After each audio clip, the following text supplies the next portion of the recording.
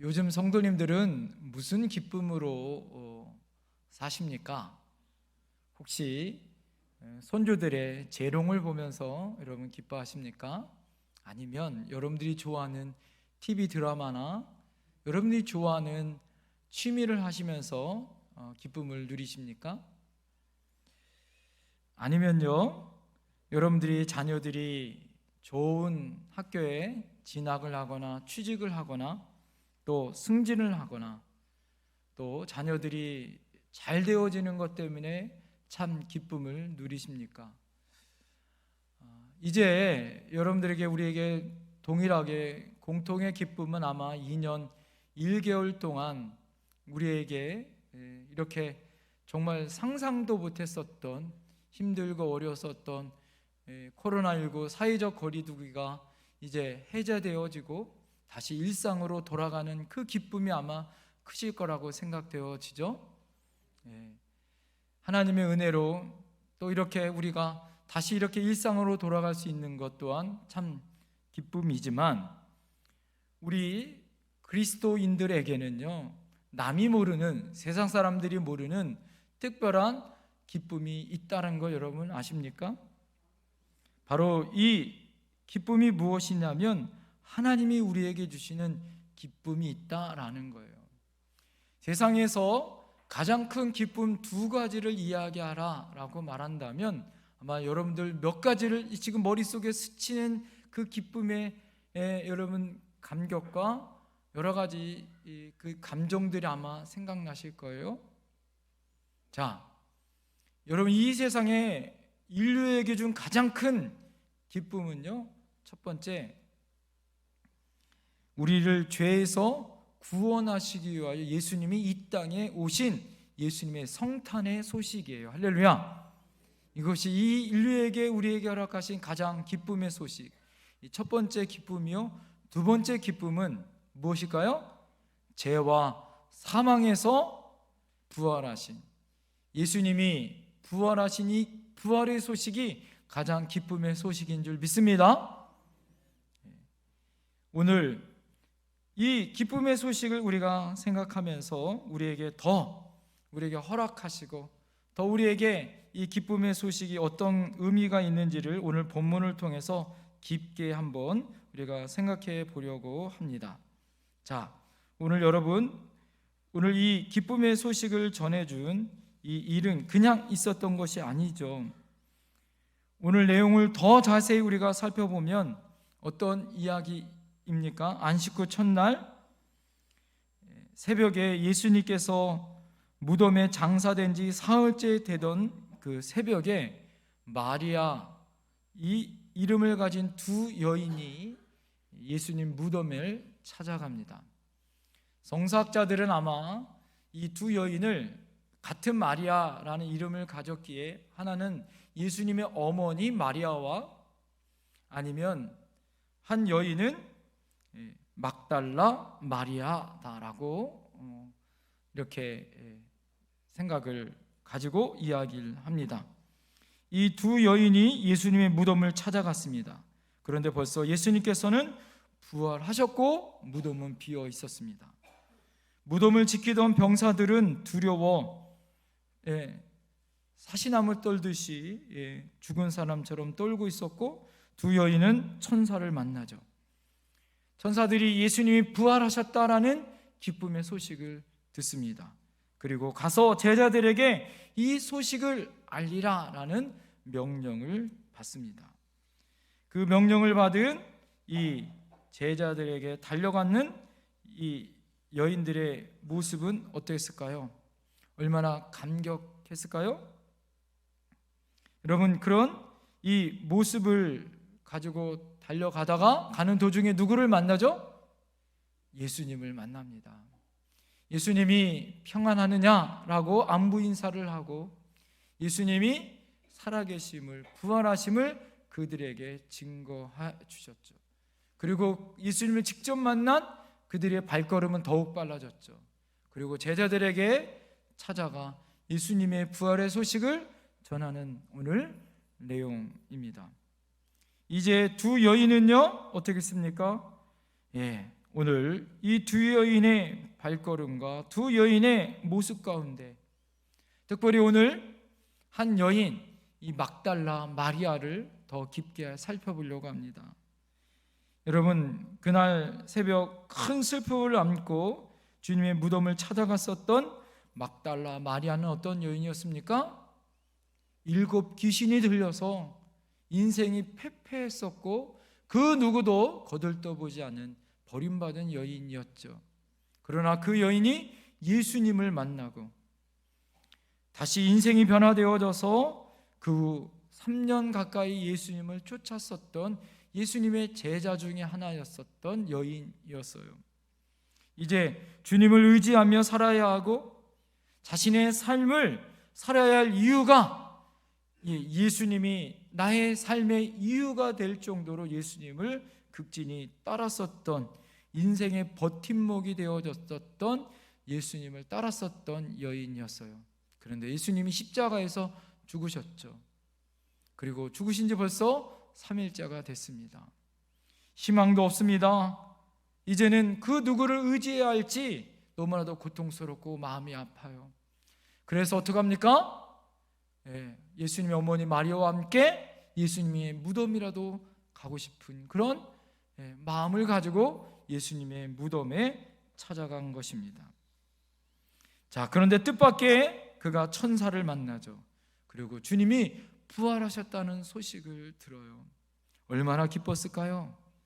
그리고 제자들에게 달려가다가 드디어 누구를 만나죠? 부활하신 예수님을 만납니다. 주님이 자신에게 평안하냐고, 그리고 예수님의 발을 붙잡고 만질 수 있고 예수님을 느낄 수 있었던, 그리고 예수님께 경배할 수 있었던 그 여인의 모습을 여러분 상상해 보세요. 얼마나 감격의 눈물을 흘렸을까요? 이제 내 인생에서 다시 예수님을 볼 수 있다라는 얼마나 큰 기쁨과 환희가 있었을까요? 그러나 예수님께서는 뭐라고 얘기하십니까? 달려가서 제자들에게 이 소식을 알리라는 사명을 그에게 다시 주시죠.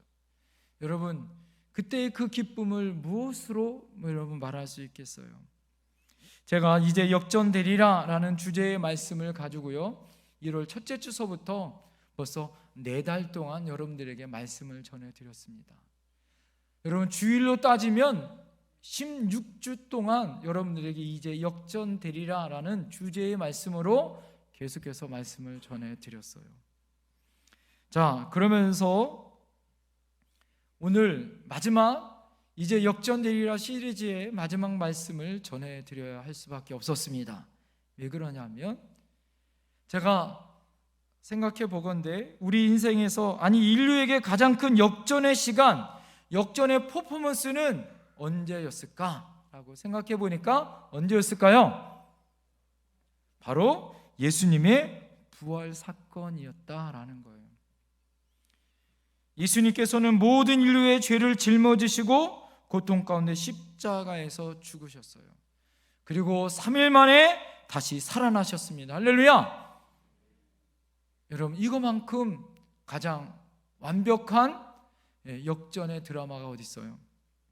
9회 말 투아웃, 만루에서 홈런을 치는 것보다 더 짜릿한 아름다운 역전 드라마.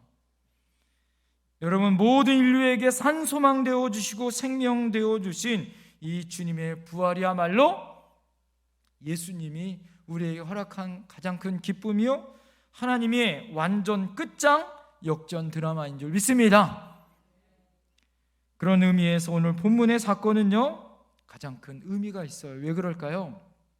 오늘 본문의 사건은 예수님이 부활하신 이후에 예수님이 가장 큰 기쁨을 주신, 기쁨을 전하는 첫 번째 사건이 바로 오늘 두 여인 마리아, 이 두 여인에게 주어졌던 이 부활의 소식의 가장 큰 기쁨의 소식을 가장 먼저 만나고 그 기쁨의 소식을 먼저 들었었던 사건이기 때문에 그렇습니다.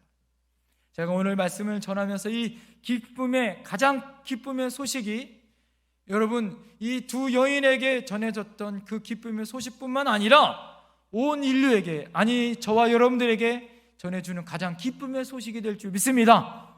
가장 역전의 소식이 될 줄 믿습니다. 이후에 하나님께로부터 부활하신 주님을 만난 그리스도인들, 주님의 부활을 믿는 그리스도인들에게 큰 기쁨의 소식이 전파되어졌고요, 그것으로 말미암아 세상에 살아가는 사람들의 진정한 의미, 세상 사람들이 알지 못하는 참된 기쁨을 알기 시작했다라는 거예요. 자, 그럼 이 기쁨을 더 깊게 한번 묵상해 보려고 합니다. 자, 그럼 이 기쁨은 어떤 기쁨이었을까요? 첫 번째 한번 따라해 보시겠습니까? 주님의 부활에서부터 시작된 기쁨이다. 여러분, 이 기쁨은 어디서부터 비롯됐냐면 주님의 부활에서부터 시작된 기쁨인 줄 믿습니다.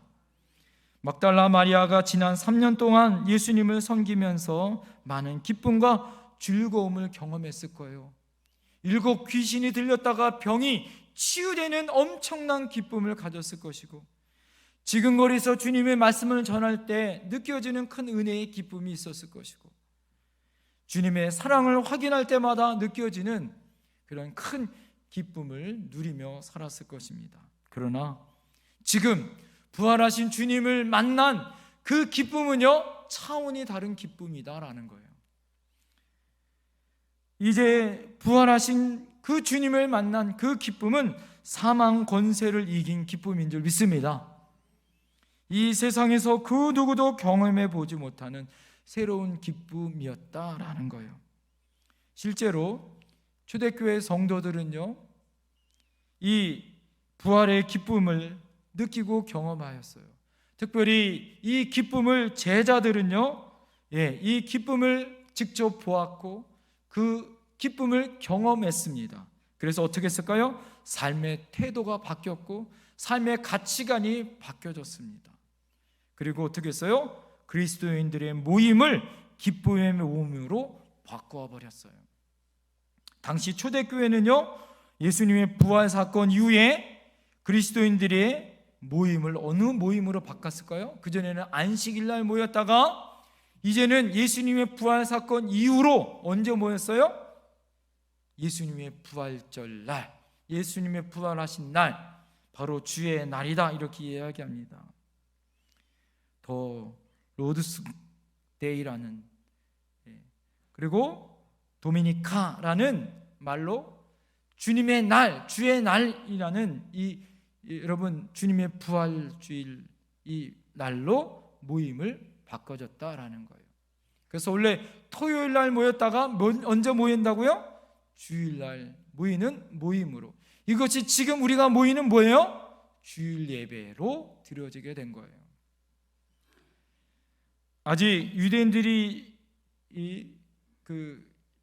변심하여 초대교회 성도들을 이루고 있을 때에도 그들은 안식일 날도 모였지만 그 다음 날인 주의 날인 주님의 부활의 날에 다시 모여서 예배하며 축제의 날로 모였다라는 거예요. 그 모임이 이제는 안식일이 아니라 주의 날 모임으로 바뀌어지게 됐고, 이것이 주일이 된 것입니다. 자, 이 모임은요, 주님의 부활을 기념하고 축하하고 함께 기뻐하기 위한 날이었어요. 그래서 당시 이 모임은 축하의 만찬, 다시 말해서 기쁨의 잔치의 날일, 그래서 주의 날로 하나님 앞에 영광을 돌리는 기쁨의 잔치의 날로 바뀌어졌습니다. 그래서 당시 성도들은요, 초대교회 성도들은 주일날 하지 말아야 할 두 가지 행동이 있었다고 합니다. 그 첫 번째가 무엇이냐면 금식이었다고 해요. 주일날은 금식하지 말아야 한다라는 거예요. 대체로 수요일날이나 금요일날, 주님의 순환이었던 금요일날 금식을 했다고 합니다. 그러나 주일은 금식하지 않았다라는 거예요. 그것을 금지했다고 합니다. 왜 그럴까요? 주일은 주님이 부활을 기념하는 날이에요. 잔칫날 여러분 금식하면 돼요? 그게 아니다라는 거예요. 잔칫날은 뭐예요? 함께 즐기고 함께 교제하고 나누고 함께 기쁨을 누리는 날이다라는 거예요. 기쁨과 축하의 날이 되기 때문에 금식을 금지했다라는 거예요. 두 가지를 했는데 하나는 금식, 또 하나는 무릎을 꿇지 않았다라는 거예요. 여러분, 당시에 기독교인들은 무릎을 꿇고 기도하였고 엎드려 하나님 앞에 간절히 기도하는 기도의 모습이 있었습니다. 그러나 주일날은 무릎을 꿇지 않았다라는 거예요. 왜 그럴까요? 주일은 사망 권세를 이기신 주님이 무슨 날? 부활하신 날, 승천하신 하나님의 영광과 존귀가 나타난 뭐예요? 주님께서 다시 살아나신 날이에요. 여러분, 하나님 앞에 자신을 낮추기 위하여 기도하는, 무릎 꿇고 기도하는 것은 당연합니다. 그러나 주일날은요, 하나님이 우리에게 완전한 자녀가 된, 양자가 된 날이다라는 거예요. 새로 세움을 받는 날, 완전히 하나님의 자녀가 되는 기쁨의 날, 축제의 날이기 때문에, 승리의 날이기 때문에 무릎 꿇지 않아도 됐다라는 거예요. 그리고 주일을 특별한 날로 여겨. 여러분, 사순절 날 어떻게 해요? 사순절 날은 뭐예요? 40일 동안 예수님의 십자가와 예수님의 순환을 묵상하는 날이에요. 그죠? 그런데 여러분 아시죠? 40일 전에 예수님이 제2수요일 날이라는 날부터 예수님이 부활하시기 전까지 40일 동안 예수님의 순환과 십자가를 묵상하는 날입니다. 그러나 엄밀히 따져보면 날짜를 계산해 보면 뭐예요? 사순절 날은요 46일이 됩니다. 왜 그럴까요? 6번의 주일을 지나는 거예요. 그러나 여섯 번째 주일은 예수님의 순환 날에 들어가지 않는다라는 걸 여러분 아세요? 6번째 주일은 예수님의 순환 사순절에 들어가는 날이 아니다라는 거예요. 그날은 주님의 부활을 찬양하고 축제의 날로 드려지고 나머지 40일만을 드리는 것이 바로 사순절입니다. 자, 이렇게 뭐예요? 주일을 하나님 앞에 감사와 기쁨과 축제의 날로, 주님의 날로 바뀌어졌다. 왜? 뭐예요? 주님이 뭐 하셨기 때문에? 부활하셨기 때문에. 진짜 기쁨은 어디서부터 시작되어집니까? 주님이 부활하신 날부터 시작되어지는 거예요. 일주일의 시작은 어디서부터 시작되어져? 여러분 달력을 보세요. 어디서부터 시작되어지는지. 빨간 글씨가 어디서부터 시작되어져요? 달력을 보면 몇 첫날에 있어요. 할렐루야. 여러분 주일의 기쁨이 일주일을 가는 거예요. 할렐루야. 하나님의 은혜가 여러분 일주일을 가는 것이에요. 할렐루야. 하나님이 우리에게 허락하신 주의 날, 축제의 날이에요. 오늘 여러분 기뻐하셔야 할 줄 믿습니다. 그래서 뭐예요? 기독교는 슬픔과 눈물의 종교가 아닙니다. 기독교는 주님의 부활로 시작해서 또 부활의 기쁨으로 시작되는 종교죠. 주님의 부활을 기뻐하며 축하하고 이 부활의 소식을 전하는 종교가 바로 기독교입니다. 그래서 기독교는 기쁨의 종교예요. 여러분, 그래서 그리스도인들은 뭐하며 살아야 돼요? 기뻐하며 살아야 돼요.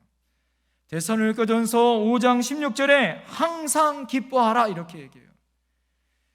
기뻐할 때만 기뻐하는 것이 아니라 항상 기뻐하라 이렇게 이야기합니다. 야고보서 1장 2절에는 한 발 더 나가 너희가 여러 가지 시험을 당하거든 온전히 기쁘게 여기라. 시험을 만나거든 어떻게 이런 기뻐하라고요? 온전히 기뻐하라는 거예요. 여러분 시험 당하면 힘들고 어렵잖아요. 그죠? 그런데 그것이 오히려 온전히 기뻐할 수 있는 제목이 될 수 있다라는 거예요. 한 발짝 더 나가 로마서 5장 3절에는요 우리가 환난 중에도 즐거워하나니. 여러분 우리에게 환난은, 고난은 변장된 하나님의 축복인 줄 믿습니다. 그러므로 여러분 우리가 이 땅에서 어떻게 살아야 할까요? 그리스도인이라면 남모르는 기쁨의 원천이 있다는 걸 여러분 꼭 기억하셔야 됩니다.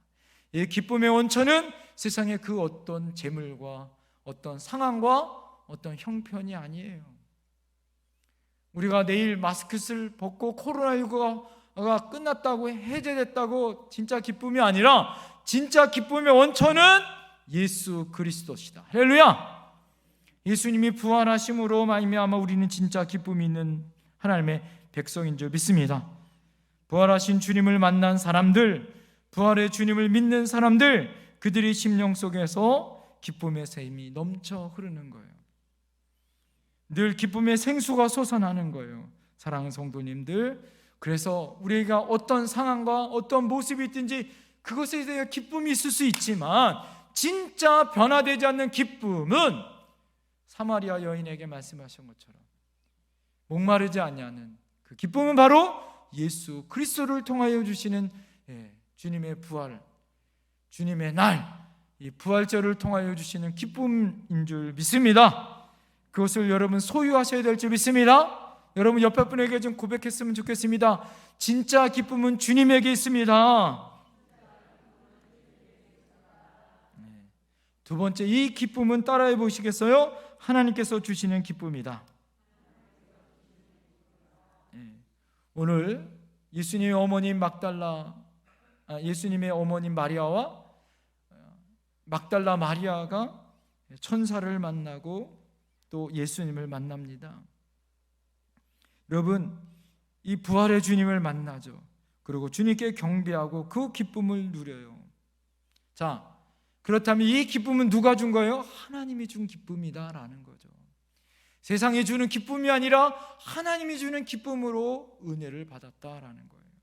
그리고 그 기쁨으로 세상을 살 소망이 생겼다라는 거예요. 유인경 작가가 쓴 기쁨 채집이라는 책이 있더라고요. 그 책 에필로그에 이렇게 써 있습니다.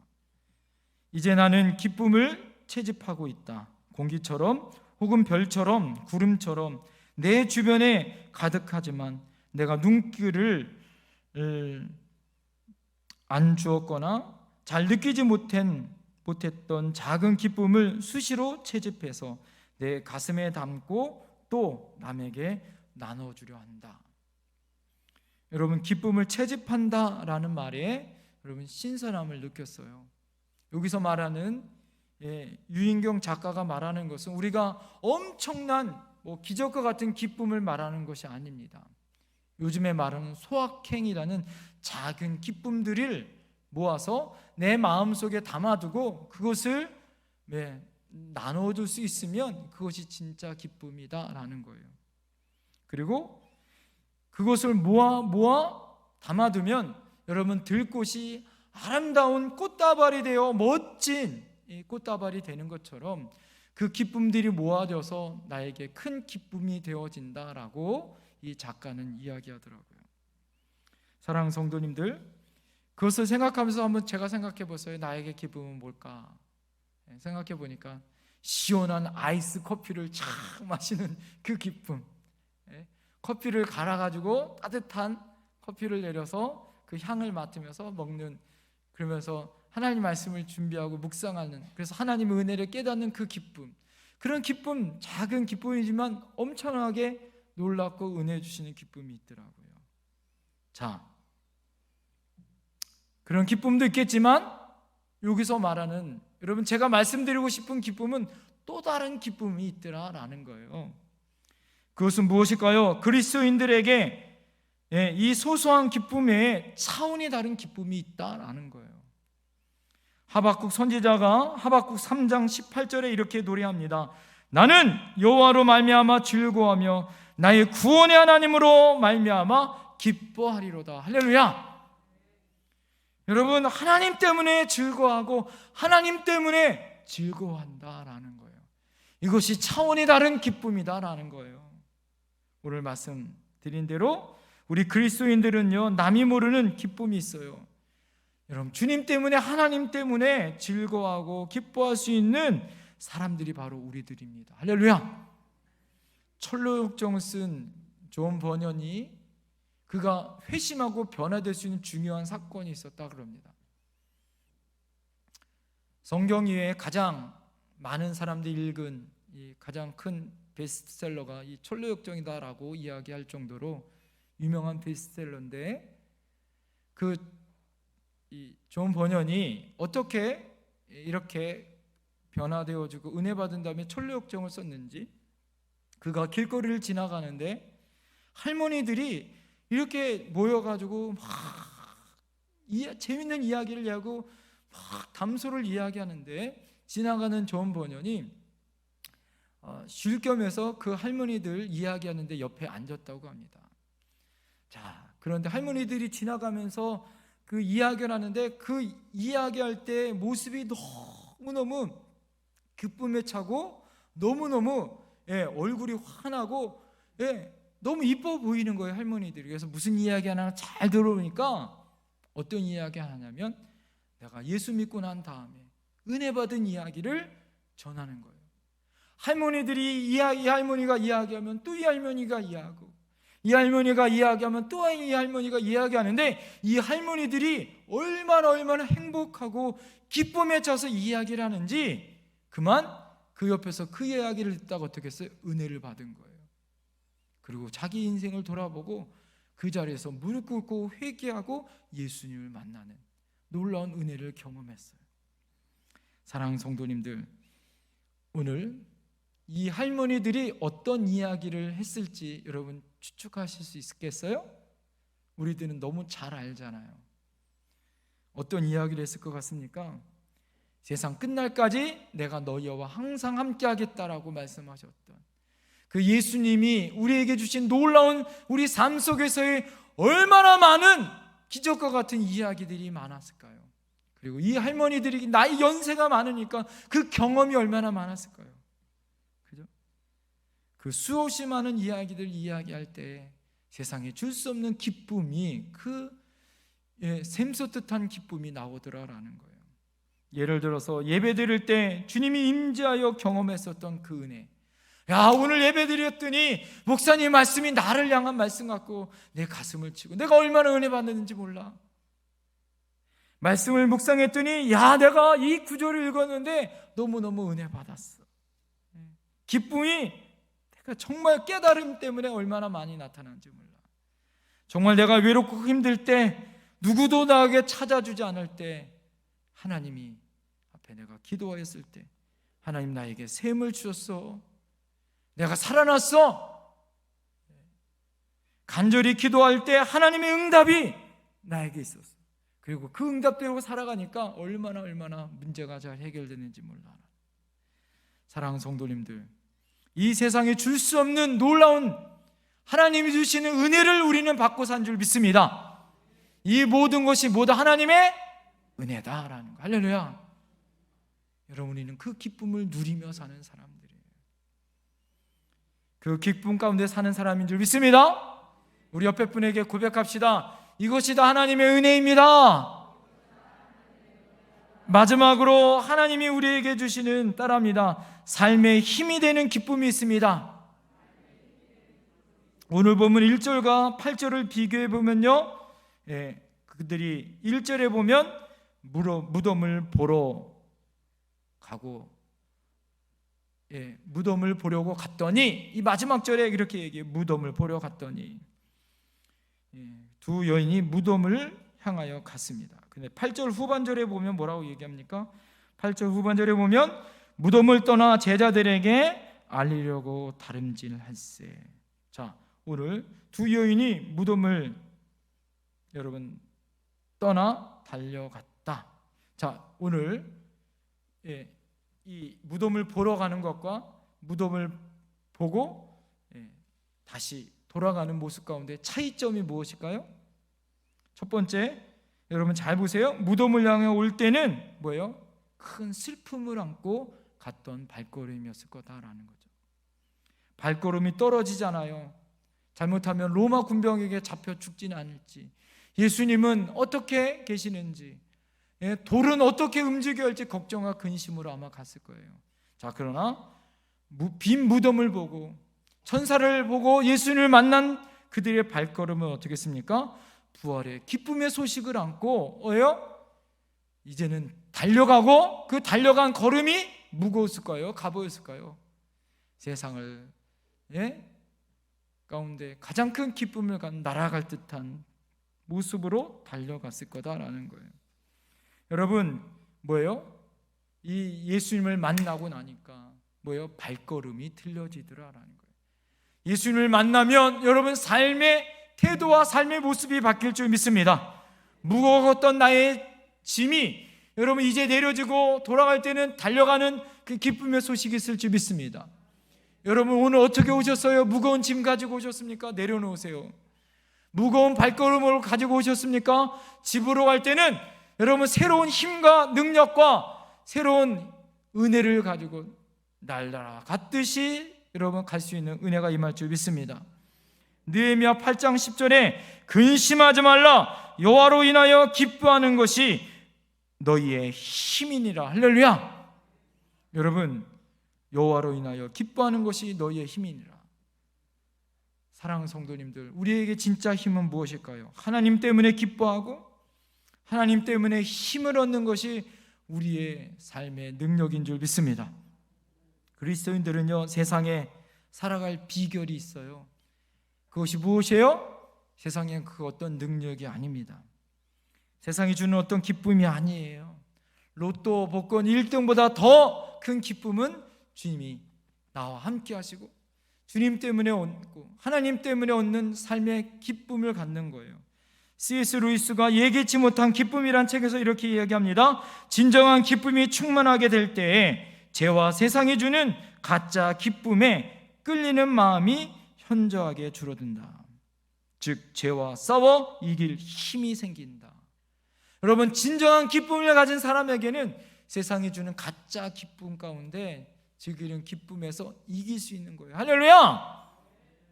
여러분에겐 부활의 기쁨이 있습니다. 우리 삶은 놀라운 하나님의 능력으로 죄와 사망에서 이기신 주님의 기쁨이 우리에게 힘이 될 줄 믿습니다. 시험이 닥쳐올 때도 예수님의 부활하심으로 우리는 이길 줄 믿습니다. 고난이 다가올 때도 고난의 파도를 넘길 수 있는 힘은 예수님이 나와 함께 하신 줄 믿습니다. 일상의 무기력하고 여러분 우리 사역의 침체와 영적인 무기력함을 이길 수 있는 힘도 예수님이 나와 함께 하시고 부활하셨기 때문인 줄 믿습니다. 기쁨을 잃어버리셨습니까? 다시 기쁨을 찾으세요. 예수님 때문에 기쁨을 찾으세요. 역전되어질 줄 믿습니다. 여러분에게 이 세상에 줄 수 없는 가장 큰 기쁨은 예수님이 부활하셨어요. 할렐루야! 그 기쁨의 소식으로 여러분 시작되는 줄 믿습니다. 하나님이 우리에게 주시는 기쁨인 줄 믿습니다. 삶이 역전되는 기쁨인 줄 믿습니다. 기도하겠습니다.